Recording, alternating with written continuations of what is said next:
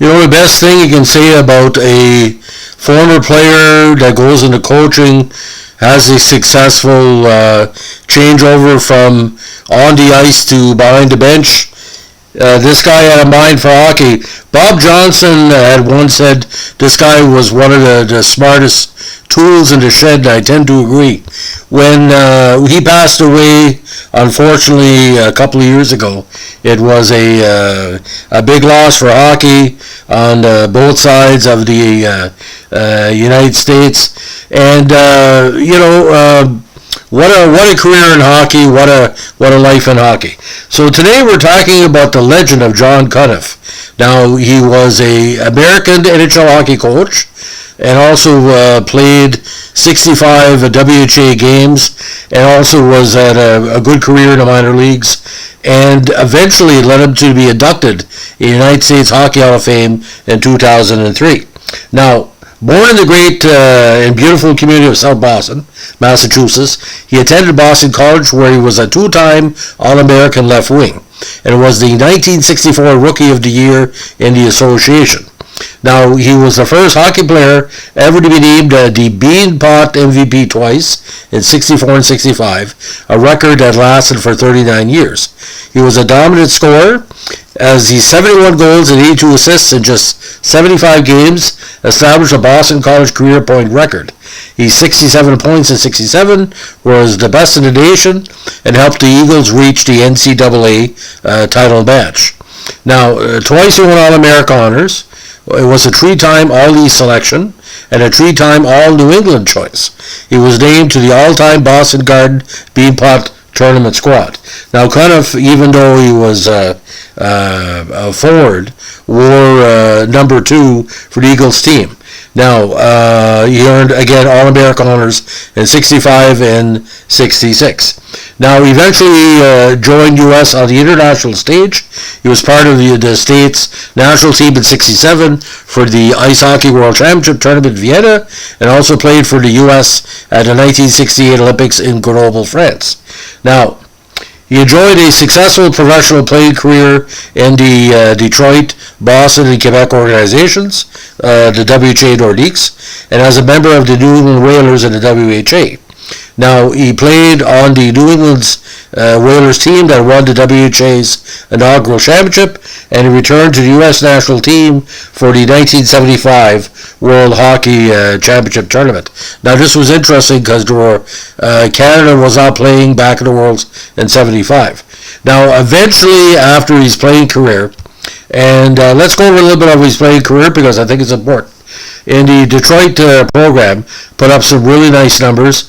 Also played with Fort Worth, Cleveland, Baltimore, Rochester, the Jacksonville Barons, the Cape Codders of the NAHL, the Maine Nordiques when he was in the Quebec system, the New Hampshire Cape Cod Freedoms, the Springfield Indians, and the Richmond Robins.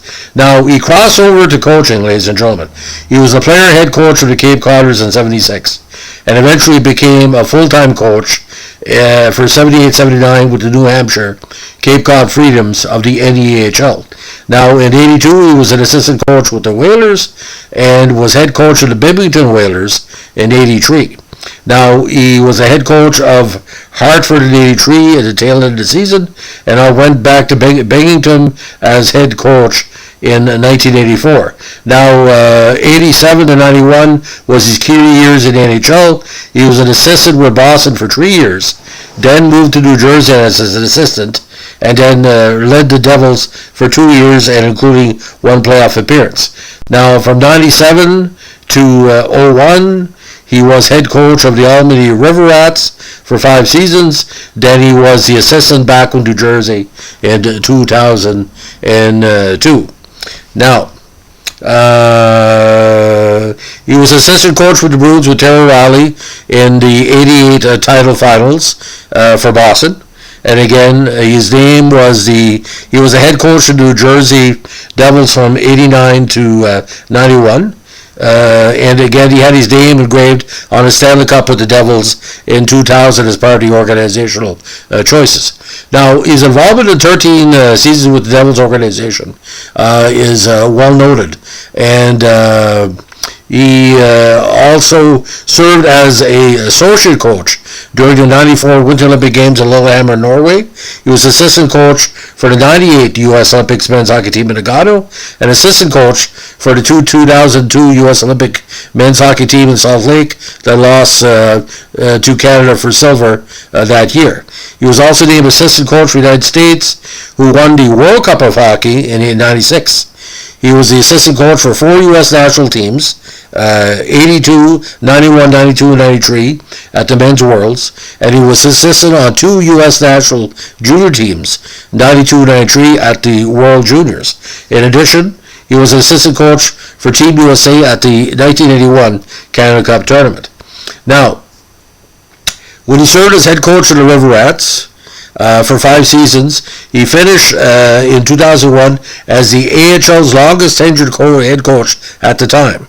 His full record with Albany was 187, 169, and 39, and again he transitioned to New Jersey scouting staff in 2001. Now, many awards and of excellence for this gentleman. Inducted into the Massachusetts Hockey Hall of Fame in 97, named the 98 Walter Yashiuk Award winner for outstanding contribution to U.S. Hockey Coaching Education Program, and in 2002, after his passing, was posthumously honored with the USA Hockey Distinguished Achievement Award. Considered by many in the media and his colleagues as a superb strategist, innovative trainer, and excellent coach, he was among the first U.S. hockey coaches to incorporate the international training system, which is basically shorthanded as a Russian European style, and open playmaking to successfully coach and mentor some of the best NHL players of all time. He was well known for his voracious reading of military strategy, leadership, and motivational training. Now, when he passed away from his esophageal cancer in Albany, New York, his remains were buried at the beautiful Cedar Grove Cemetery in Dorchester, Massachusetts. And within the media on the east coast of Canada States, we really miss him because very good with the media, loved to talk strategy, loved to talk basically the team effort as the particular way to develop solo stars, but in a team concept. Now, when the induction of Massachusetts Hockey Hall of Fame came about, again, it included the USA Hockey Hall of Fame, and if anybody wants to read more on that induction, www.masshockeydot.com/hall/Cunniff. Now, he was also inducted in the Boston College Varsity Club Athletic Hall of Fame in 78, and his number was retired to the rafters at Conte Forum at Boston College. And more can be read at bceagles.cstv.com/GNREL/John00.html.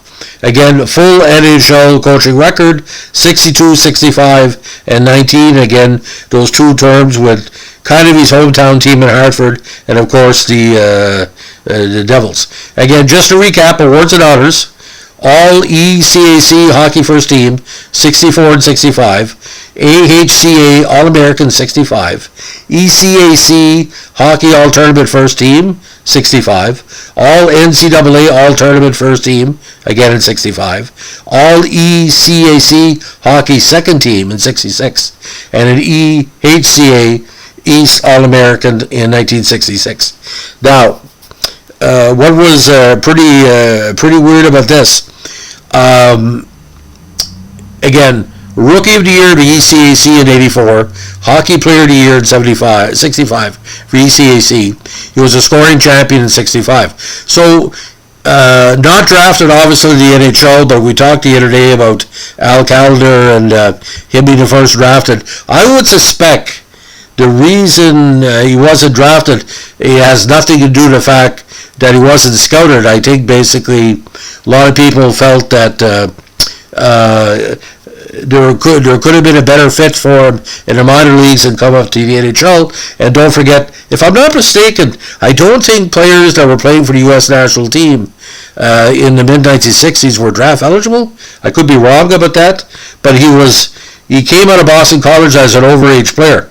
His first season with Boston College, you can this quote me on this, I think he was 19. So he was an overage player by the time he got fully speeded up with his career.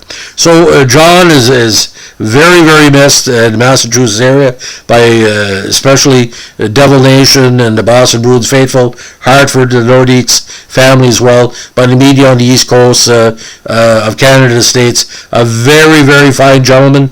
Players like him who gave so much to hockey and to die as early as he did. 60, dying at 58, 59, 60 is, it's not a life. He had to, if he was still alive, obviously he would be still helping out the NHL, helping out the minor leagues.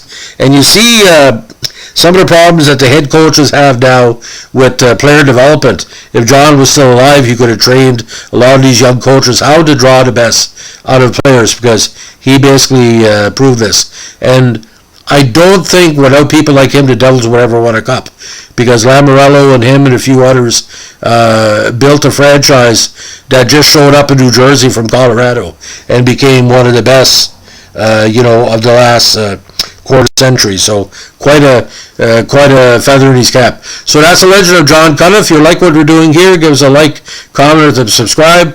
And this podcast is dedicated to all my friends and colleagues in South Boston. We'll see you soon, brothers. And you have much to be proud of, knowing that such a great coach comes from your community. Have a great day. Bye.